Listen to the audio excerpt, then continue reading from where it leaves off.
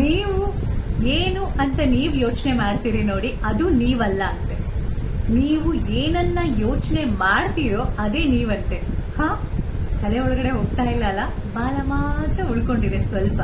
ಇದೊಂದು ಸ್ವಲ್ಪ ವಿವರಿಸಿ ಹೇಳೋದಾದ್ರೆ, ನಾವು ಹೀಗೆ ಹಾಗೆ ಅಂತ ಅನ್ಕೊಂಡಿರ್ತೀವಿ. ನಾನ್ ತುಂಬಾ ಒಳ್ಳೆಯವನು, ಹಾಗೆ ನಾನು ಯಾವಾಗ್ಲೂ ಸತ್ಯ ಹೇಳೋದು, ನಾನು ಯಾವಾಗ್ಲೂ ಸೆನ್ಸಿಟಿವ್ ಆಗಿ ಬಿಹೇವ್ ಮಾಡ್ತೀನಿ, ನಾನು ತುಂಬಾ ಇಮೋಷನಲ್, ನನಗೆ ಈ ತರದ ವರ್ತನೆಗಳನ್ನ ನೋಡಿದ್ರೆ ಆಗೋದಿಲ್ಲ, ಅಂತ ವ್ಯಕ್ತಿಗಳನ್ನ ಕಂಡ್ರೆ ಆಗೋದಿಲ್ಲ, ನನ್ ಕೆಲಸ ಆಯ್ತು, ನಾನಾಯ್ತು, ನನ್ ಪಾಡಿಗೆ ನಾನು ಇರ್ತೀನಿ ಗೊತ್ತಾ, ಹೀಗೆ ಬುದ್ಧಿವಂತ, ಗಡ್ಡ, ಅಥವಾ ಓಕೆ ನಾನು ಪರವಾಗಿಲ್ಲ, ಸ್ಟ್ರಾಂಗ್ ಇದೀನಿ, ಇಮೋಷನಲ್ ಅಂತೆಲ್ಲ ಒಂದಿಷ್ಟು ಟೈಟಲ್ಗಳನ್ನ ನಾವು ಕೊಟ್ಕೊಂಡಿರ್ತೀವಿ. ಆದ್ರೆ ಅದನ್ನ ಹೊರತುಪಡಿಸಿ ನಾವು ಇನ್ನೇನೋ ಆಗಿರ್ತೀವಂತೆ. ಅದು ನಾವು ಏನ್ ಯೋಚನೆ ಮಾಡ್ತೀವೋ ಅದೇ. ಅಂದ್ರೆ ಬೆಳಿಗ್ಗೆಯಿಂದ ಸಂಜೆವರೆಗೂ ನಮ್ಮ ಯೋಚನೆಗಳು, ನಮ್ಮ ಆಲೋಚನೆಗಳು ನಮ್ಮನ್ನ ರೂಪಿಸ್ತವೆ, ನಮ್ಮ ವ್ಯಕ್ತಿತ್ವವನ್ನ ರೂಪಿಸ್ತದೆ ಅಂತ ಹೇಳ್ತಾರೆ. ಇದನ್ನ ದೊಡ್ಡವರು ಹೇಳಿದ್ದು. ಫಾರ್ ಎಕ್ಸಾಂಪಲ್, ನೀವು ಬೆಳಗಿಂದ ಸಂಜೆಯವರೆಗೆ ಬುದ್ಧಿವಂತರ ಜೊತೆ ಇದ್ರೆ ನೀವು ಕೂಡ ಬುದ್ಧಿವಂತರಾಗ್ತೀರಾ, ಸಕ್ಸಸ್ಫುಲ್ ಜನರ ಜೊತೆ ಮಾತಾಡಿದ್ರೆ ನೀವು ಕೂಡ ಸಕ್ಸಸ್ಫುಲ್ ಆಗ್ತೀರಾ, ಪಾಸಿಟಿವಿಟಿ ಕಡೆ ಜಾಸ್ತಿ ಹೋದ್ರೆ ನೀವು ಕೂಡ ಪಾಸಿಟಿವ್ ಆಗ್ತೀರಾ. ಅದೇ ನೀವು ನೆಗೆಟಿವ್ ವಿಷಯಗಳ ಬಗ್ಗೆ ಜಾಸ್ತಿ ಯೋಚನೆ ಮಾಡ್ತಿದ್ರೆ ನೀವು ನೆಗೆಟಿವ್ ಆಗಬಹುದು.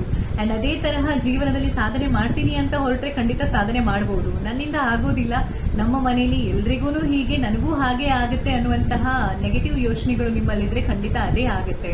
ಸೊ ಈ ರೀತಿ ಯೋಚನೆಗಳ ಮೇಲೆ ನಮ್ಮ ಹಿಡಿತಾ ಇರಬೇಕು. ಜೊತೆಗೆ ಬೆಳಿಗ್ಗೆಯಿಂದ ಸಂಜೆವರೆಗೆ ನಾವು ಕಳೆಯುವಂತಹ ವ್ಯಕ್ತಿಗಳು ಯಾರು ಅನ್ನೋದ್ರ ಬಗ್ಗೆ ನಮ್ ಗಮನ ಇರಬೇಕು.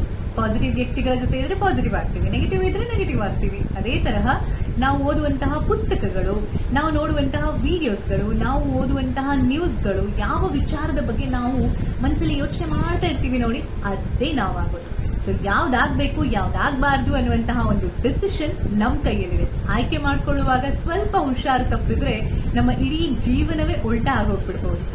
ಹಾಗೆ ಇಂತಹ ಒಂದಿಷ್ಟು ಒಳ್ಳೆ ವಿಚಾರಗಳ ಜೊತೆ ಪ್ರತಿದಿನ ಬೆಳಿಗ್ಗೆ ಬಿಗ್ ಎಫ್ ಎಂ ಅಲ್ಲಿ ಬರೋದಕ್ಕೆ ಶುರು ಮಾಡಿ ಇವತ್ತಿಗೆ 1 ವರ್ಷ ಆಯ್ತು. ಹೌದು, 92.7 ಬಿಗ್ ಎಫ್ ಎಂ ಜೊತೆಗಿನ ನನ್ನ ಜರ್ನಿಗೆ ಇವತ್ತು 1ನೇ ವರ್ಷದ ಒಂದು ಆನಿವರ್ಸರಿಯ ಸಂಭ್ರಮ.